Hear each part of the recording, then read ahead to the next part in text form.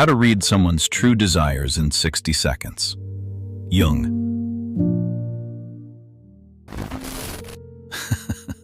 Watch someone for 60 seconds, and Jung says you can read their deepest hidden desires. But here's what he didn't warn you about. You might not like what you discover about yourself. Picture this. You're in a meeting with someone who's all smiles and head nods. Professional, agreeable. But their arms are crossed tight, their jaws clenched, and every time you mention collaboration, their voice gets just a little sharper. What's really happening here? Jung would say you're watching someone's shadow leak through the cracks. The shadow, that's everything we've rejected about ourselves, pushed down, refused to acknowledge. And according to Jung, it doesn't stay hidden. It projects outward, especially when we're trying hardest to hide it. So when this person insists they're totally a team player, their unconscious is screaming the opposite. Their body knows. Their micro-expressions know. The slight pause before they agree is known. But can you actually read someone's true desires in 60 seconds? Jung believed the unconscious betrays itself constantly. Every overcompensation, every too quick denial, every topic that makes someone's energy shift, it's all data. The method sounds almost too simple. Watch what they reject most strongly. That's usually what they want most desperately. Notice what they overemphasize. That's probably what they lack. Look for the exact opposite of their public persona. That's where their real desires live. But here's Jung's warning that most people miss. This isn't just about reading others. When you're analyzing someone else's shadow, you're actually revealing your own. The desires you spot in them, the patterns you notice, they're mirrors of your own unconscious projections. You think you're becoming a master people reader. Really, you're just getting better at seeing your own reflection in everyone else. That's both the power and the danger of Jung's approach. The real question isn't whether you can read their desires in 60 seconds. It's whether you're ready to confront what you see when you look. Why we're all terrible mind readers. We think we're good at reading people. We're not. Jung noticed this decades ago. He watched patients project their own unconscious desires onto everyone around them. The jealous husband who sees affairs everywhere. The greedy boss who assumes everyone's trying to steal from the company. The insecure friend who interprets every comment as criticism. We don't see people as they are. We see them as we are. Think about your last job interview. You walked in convinced you could read the interviewer. Friendly smile, they like you. Arms crossed, red flag. Quick answers, they're not interested.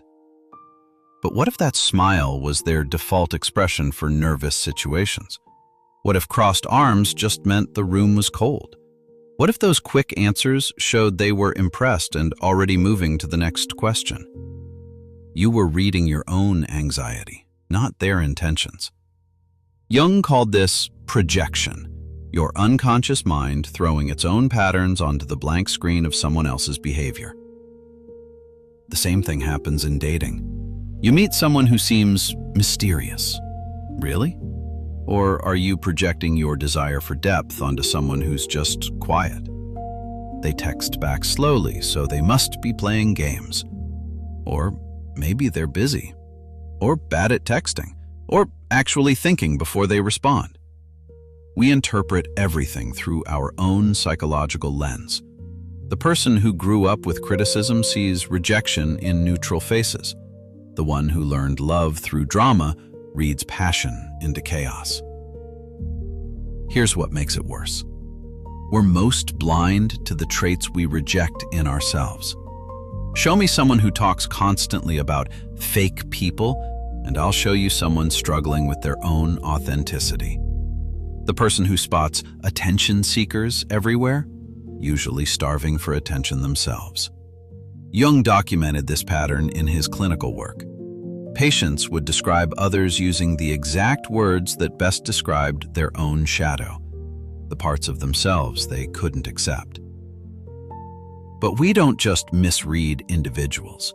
We misread entire situations.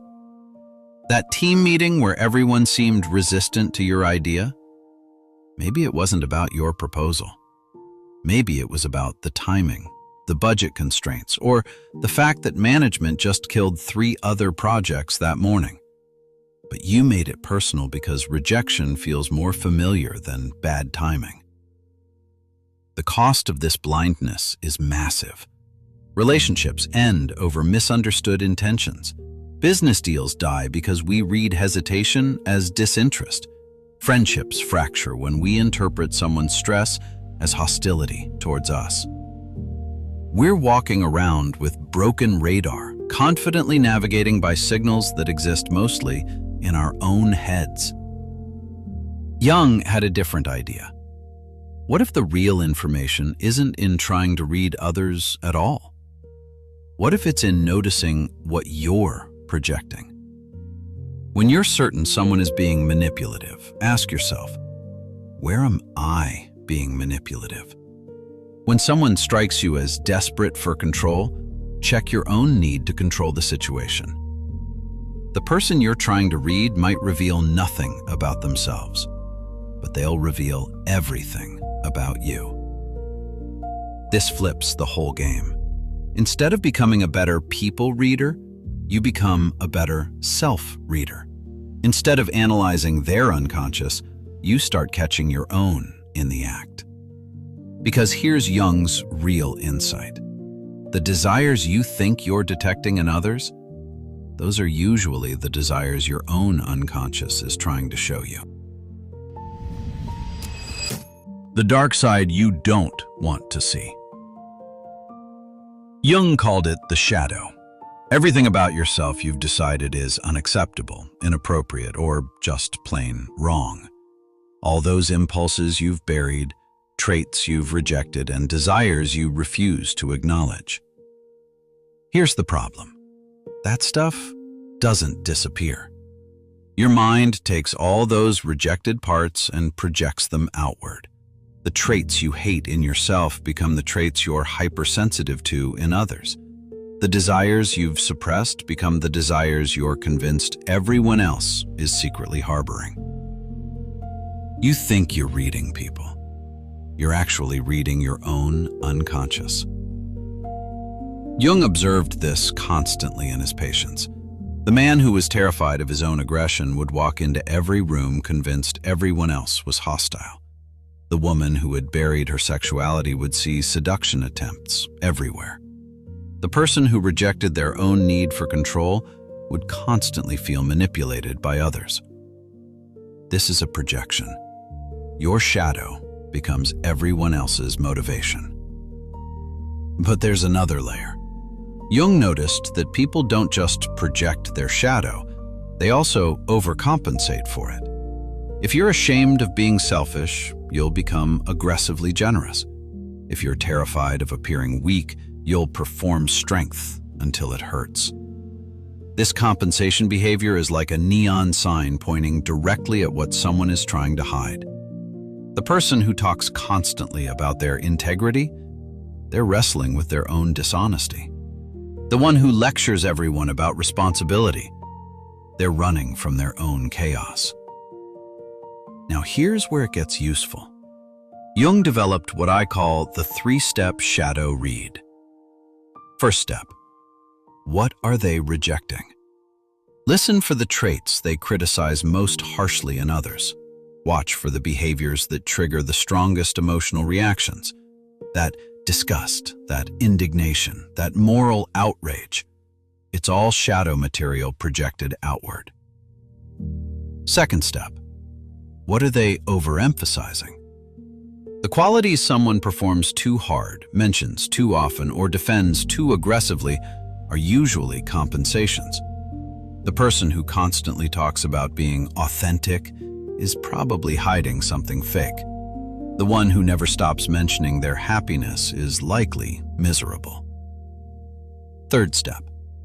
What's the opposite of their public persona? Jung believed the shadow contains everything the conscious personality rejects. So, flip their public image. The perpetual helper probably has buried selfish desires. The eternal optimist is likely suppressing rage. The control freak probably craves surrender. Jung documented this pattern across hundreds of cases. He had a patient who presented as the perfect Victorian gentleman, polite, proper, refined. But his dreams were filled with crude, violent, sexually aggressive imagery. His shadow contained everything his conscious mind had rejected as uncivilized. The compensation was obvious once Jung pointed it out. The more refined the man acted, the stronger his shadow became. His excessive politeness wasn't natural courtesy. It was a desperate attempt to keep his rejected impulses buried. Here's a modern example.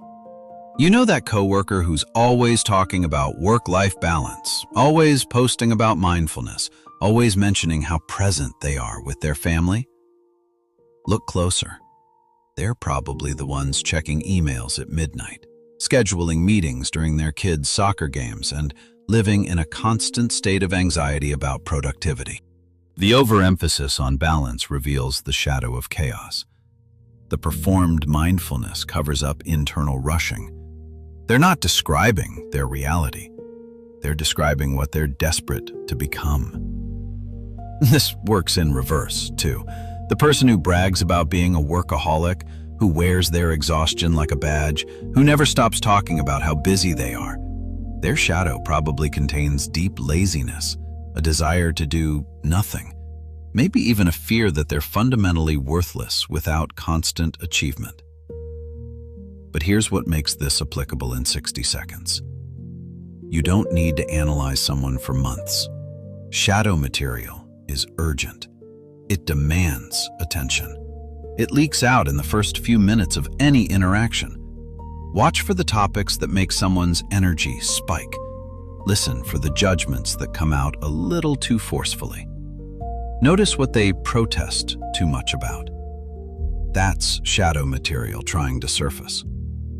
The executive who immediately starts talking about how collaborative they are, probably hiding control issues. The person who mentions within 5 minutes how much they hate drama, usually the source of it. The one who quickly establishes how humble they are, shadow full of grandiosity. Jung realized something else. The shadow doesn't just contain negative traits. It also holds positive qualities that someone rejected as dangerous or inappropriate. The person who presents as tough and cynical might have buried tremendous compassion. The one who acts helpless and dependent might be hiding real power. That's why this method works so quickly. Shadow material is under pressure. It wants to be acknowledged. So it shows up in compensation behaviors, projection patterns, and emotional reactions that happen immediately. You're not really reading their desires. You're reading their psychological defense system in action. The 3 signals that never lie. So how do you actually do this in real time? You're at a networking event, a first date, a job interview. 60 seconds to read someone's psychological blueprint. Here's your rapid assessment framework. 3 categories that reveal shadow material immediately. First, overcompensation signals. These are the loudest tells. Watch for anything someone emphasizes unprompted. The person who mentions their integrity within 30 seconds? Red flag. Not because they lack integrity, but because they're probably fighting an internal battle about it. Listen for qualification clusters. I'm not racist, but I don't mean to be controlling, however. I'm usually really organized. The word usually is pure shadow leakage. They're telling you about the part of themselves they struggle to accept. Body language amplifies this. Someone who keeps adjusting their posture while talking about confidence, their body knows they're performing. The executive who leans back and spreads out while describing their collaborative nature, their physicality contradicts their words. Second category, projection patterns. This is what someone notices and judges in others. The person who immediately starts complaining about fake people at the party, they're wrestling with their own authenticity. The one who points out attention-seeking behavior in others, usually desperate for attention themselves. Pay attention to their stories about other people. Who do they admire? Who irritates them? Jung's insight was brilliant here. We're magnetically drawn to our own shadow material in others. The traits we love and hate most strongly are the ones we've rejected in ourselves.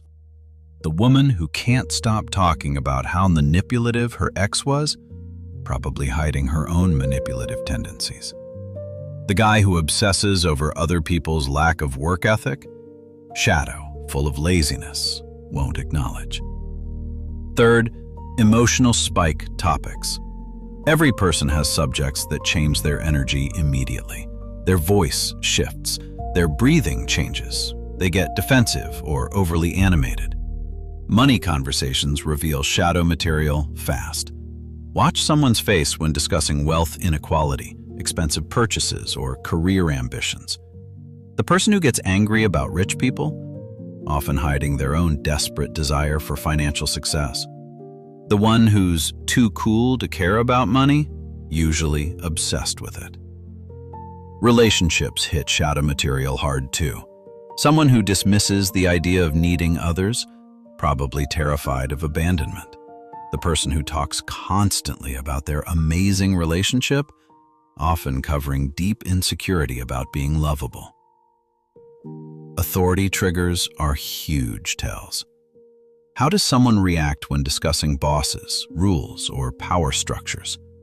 The rebel who hates all authority usually wants to be the authority. The people pleaser who never questions anything, hiding rage about being controlled. Here's how this works in practice. You're interviewing someone for a position. Within the first minute, they mention 3 times how much they value teamwork. Overcompensation signal. They tell a story about a previous boss who was a micromanager. Projection pattern. When you ask about handling difficult clients, their jaw tightens slightly. Emotional spike. Reading. This person probably struggles with control issues they won't admit. They want to be in charge, but can't accept that about themselves. They'll likely have problems with authority and may try to manage up constantly. Dating scenario. Someone immediately establishes how drama-free they are, mentions their ex was crazy, gets visibly uncomfortable when you joke about being high maintenance. Shadow read. They're attracted to intensity, but judge themselves for it. They probably create the drama they claim to hate, then blame others for their own emotional chaos. But here's the ethical boundary you can't cross. This method reveals psychological patterns, not character judgments. The person with control issues isn't evil. They're human. We all have shadow material. The goal isn't manipulation or superiority. Jung was clear about this. Shadow reading is ultimately about compassion. When you can see someone's inner conflict, you understand their behavior differently. The micromanaging boss isn't just difficult. They're probably scared of failure. The attention-seeking friend isn't shallow. They're likely struggling with feelings of invisibility. Use this awareness to communicate better, not to exploit vulnerabilities. If someone's shadow contains rejected compassion, create space for them to express care safely. If they're hiding leadership desires, find ways to let them take charge in small ways. The 60-second time frame works because shadow material is under constant pressure. It leaks out immediately through overcompensation, projection, and emotional reactions. You're not reading minds. You're reading psychological defense systems in real time. But there's something Jung discovered that changes everything about this entire approach. Something that makes the real question not, what are their hidden desires, but what does my reading of them reveal about me? The mirror shows your shadow, not theirs. You think you're reading them, but Jung discovered something that flips this entire method inside out. The person you're analyzing, they're doing the exact same thing to you, right now, in real time. When you notice someone overcompensating with aggressive confidence, you're seeing it because you recognize the pattern. Maybe you've done it yourself. Or maybe you're so terrified of appearing weak that you've developed radar for weakness in others. That micromanaging boss you read is scared of failure? The reason you spotted it so quickly might be because you know that fear intimately. Your own relationship with control and perfectionism is what gave you the lens to see theirs. This is Jung's concept of mutual projection. We don't just project our shadow onto others. We attract projections that match our own psychological material. The controlling person triggers you because control is part of your shadow too. The attention seeker bothers you because part of you craves that spotlight but won't admit it. Think about who irritates you most. Not just annoys, really gets under your skin. The person whose behavior makes you physically uncomfortable. That reaction, that's your shadow talking. Jung called this the fundamental paradox of shadow reading. The more accurately you can read someone's unconscious desires, the more it reveals about your own unconscious. You're not a neutral observer. You're a participant with your own blind spots, projections, and hidden motivations. Here's how to use this insight practically. After you read someone using the 60-second method, ask yourself 3 questions. First, why did I notice that specific pattern so quickly? If you immediately spotted their need for approval, what does that say about your relationship with approval? If you saw their hidden anger, where's your unexpressed anger hiding? Second, what did I want to be true about them? Sometimes we read desires into people because it serves our agenda. You might see romantic interest that isn't there because you want it there. Or you might read manipulation because it justifies your own defensive behavior. Third, what am I not seeing because it's too close to home? We're blind to shadow material that matches our own too closely. If you're deeply insecure about intelligence, you might miss intellectual insecurity in others because recognizing it would trigger your own shame. The real skill isn't reading others. It's developing enough self-awareness that you can separate your projections from actual observation. Jung called this individuation, the process of becoming conscious of your unconscious patterns. Most people never get here.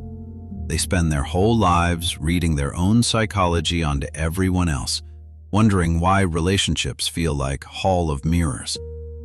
But when you can catch your projections in real time, something shifts. You start seeing people more clearly because you're not filtering everything through your own unresolved material. Your 60-second reads become more accurate because they're less contaminated by your own psychological noise. The person with control issues isn't just triggering your fear of being controlled. You can see them struggling with genuine uncertainty. The attention seeker isn't just activating your judgment about needy behavior.